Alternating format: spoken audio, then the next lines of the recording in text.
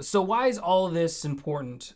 There's a real genuine concern that work as we know it is not doing very much to allow us to take care of ourselves. And so 70% of executives, the top leaders in our organizations, are looking to leave their organization because it's not sustainable. They're breaking. All right. Here's another really concerning piece of research that I came across. It's this idea, and they shared this idea that leaders who deeply care about their work are more susceptible to burnout due to overwhelm, responsibility, and keeping everything afloat.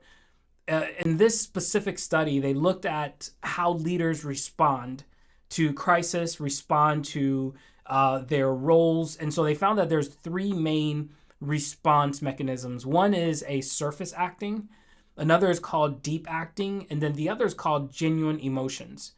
And so, of course, as you can imagine, it's the leaders who are able to tap into and notice genuine emotions that are more present with their people. They're more missional about the work that they do. More than often, these are leaders that everyone loves to be led by. And so that is concerning for us because these leaders are more susceptible to burnout. If you are good at your job, if you love your job, you are at risk of burnout. Why? Because you care so much. When things fail or when they fall apart, you pay the cost of that and you feel that even more deeply than people who are surface acting or deep acting. So it actually reminds me of a scripture in 2 Corinthians 4, verse 8 through 12. And it's this idea of being pressed but not broken. All right. So let me just kind of read through this for a second. It says, "We are hard pressed on every side, but not crushed. We're perplexed, but not in despair. Persecuted, but not abandoned. Struck down, but not destroyed.